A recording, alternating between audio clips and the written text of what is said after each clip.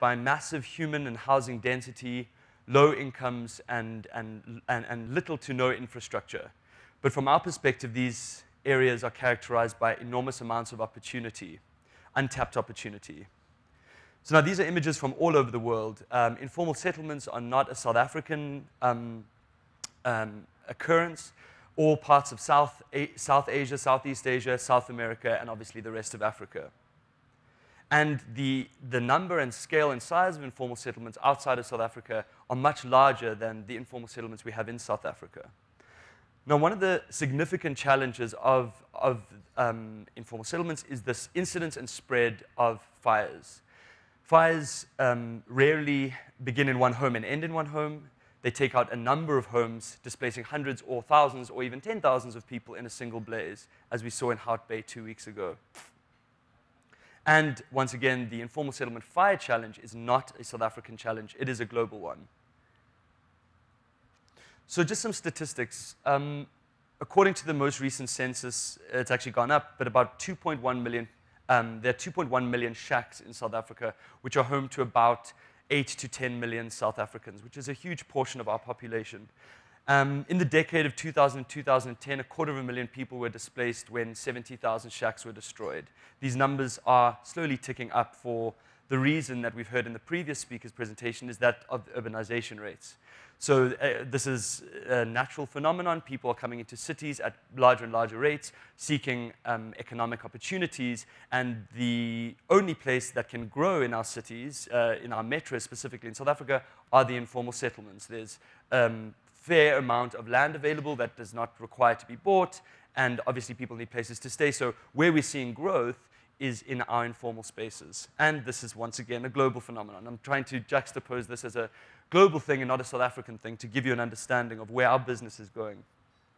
About half of the world's population already lives in the cities. So just to give you a feel of numbers, in Central and South America, 128 million people live in informal settlements. In Sub-Saharan Africa, 166 million. And just South Asia is 262 million. But globally, 1 billion people will be considered living in these areas. And this is set to grow to 1.4 billion in the next 3 years now. So what is the challenge of informal settlement fire? So in a nutshell, cooking, lighting, and heating methods are of a high fire risk nature. Homes are made from highly flammable materials and built extremely close together. And finally, there are no access roads for any emergency services or first responders to attend to the fire in a reasonable time. So we see situations like we did in Hout Bay, where 15,000 people are displaced in one day. So the beginning of Lumkani was a fire that began on New Year's Day of 2013 in Khayelitsha. 3 separate fires displaced 5,000 people. And we thought as a team, we weren't a team then, but we are a team now, that we had to deal with this and we had to use technology to enable this. And there must have been a technical solution to deal with such a challenge. So we went through a number of iterations of design, and within 7 months, we launched this product. And this product was launched in December 2014, so just over 2 years ago. This device is in about 7,000 households at the moment. And now for our sins, we've actually already been through a previous development cycle to now come up with version 3 of the device. And this is in about 3,000 homes. And we are already almost complete the development of version 4, which is launching in 3 months. So it's a process of constant iteration. You learn from your client. Once you have 10,000 possible nodes of data collection, you are in a far better position to build a better piece of technology in every successive round and make it cheaper and make it easier to manufacture and get data from the customer to say this works, this doesn't work, this needs to be easier for me to change the battery, whatever the case may be. So version 4 will be louder, have a much longer battery life, will be far easier to install, will be easy to manufacture, etc. And no doubt we will make version 5 within seconds of that one being in the market, as is the nature. So what the technology is, it is an in-home heat detector. And this is very important. It's not a smoke detector that we would traditionally see in our informal homes, where spaces are larger and you don't expect to see smoke. So in an informal home where they're smaller and smoke is very prevalent from both inside and outside your household, smoke detection is ill-suited. It would constantly trigger, destroying trust in the product, batteries would be removed, and you've now lost all the fire protection that you thought you'd bought into. About 40% of fires that occur in the United States and the Western world, when they go and analyze the reason for why the smoke detectors didn't trigger, it's because the batteries were removed. And that's all because of nuisance alarms, and that's already in formal housing. So building a smoke detector would have been probably the most foolish thing we could have done, and installing smoke detectors in informal settlements is not a wise plan. So in-home heat detector will alert you to fire in the event of danger. Within 20 seconds, that device will communicate using radio frequency to all the fire detectors within a 40-meter radius of itself, alerting the neighboring community.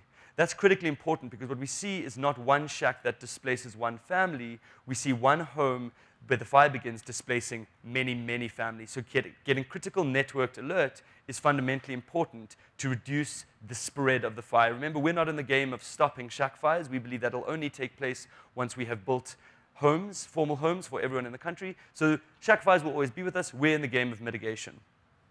Then the data collection through the internet, our gateway there it's a concentrator which listens to our network of devices, which is in GSM and GPS enabled. So in real time, we know exactly where fires break out, we know what time they break out, and we know exactly where to send people in the event of the fire. And we do two-way SMSs. So the moment that our system triggers, we're in immediate communication with the affected community, and we can get responses in real time of eyewitness fires from our communities and our clients. So I know this is a bit of too much info, but I'll get into a little bit more of the tech in a second. But our mission is very clear. We're in the game of mitigating the loss of life and property caused by informal settlement fires in South Africa and across the globe. So this is our back-end watchtower. All of our data feeds into here. Let me go into a bit more detail. So this is Masiphumelele. It is a very high fire risk community in Cape Town which will burn at least once a year and displace at least 500 people in a single incident. Where you see those blue flags is where we have installed Lumkani devices, and we capture the geolocation of each one of our fire detectors using our in-house app. So we can track our customers, notify clients when batteries will be running low, notifying our clients, obviously, of when and where fires exist. And you'll see little orange beacons sticking out. So the orange beacons are smart devices. We put about one of these per 100 households, which gives us a reasonably good understanding of where the fire breaks out. In fact, it gives us a very good understanding of where the fire breaks out. 100 shacks is a very, very small piece of land, actually, given how small homes are. So what I've done in the screenshot is I've selected any of the blue flags. So I can go down to the client level data. So this data tells me the device barcode, GPS latitude, longitude, house number, customer first name, surname, cell number, date installed, who it was captured by, etc. And then this is the kind of strength of our mother devices, so the concentrator, if you will. What we can do with that device is we can monitor our system, which we are always doing in real time. We can start the network, we can shut off the network, we can ring the alarms in Namibia in real time, and we can do silent system tests, which I'll demonstrate in a second why that's important. But really, the reason for Lumkani's existence is about this page, and it's really bad quality. But since we launched in 2015, end of 2014, we only actually have collected data of our impact since the beginning of 2016. So from 2016 up until today. To date, we've saved the socioeconomic challenge of shack fires 26 million rand. 22 million rand of that is ascribed to the savings to individual households living in informal settlements, and the other 4 million is to municipalities. These are very, very big underestimates, and we know that, but we have to start somewhere, and we have to start quantifying the value we're creating. If I can tell you that the technology we've deployed is worth less than 10% of that, I'd be lying. It is worth less than 10% of that, so I'll be telling the truth. So in effect, every rand we invest in our communities, we're generating between 10 and 17 rands worth of social value, social impact. So it's a social return on investment. The one statistic there, the percentage of homes protected from the spread of fire is 90.76%. So we are radically reducing. We're actually dealing with the challenge that we, thank goodness, set out to do. We are mitigating the loss of property caused by shack fires in South Africa. So this is Masiphumelele. I told you about it in a few slides back. So in the top screenshot is the GPS, the satellite image, and the bottom one is the satellite image from our system. You can see that we're in about 18 to 1900 households there. We have almost 100% coverage. What that has translated to is, as I mentioned before, we have about two major fires in Masi every year. We've had one fire in Masi, and one home was burned.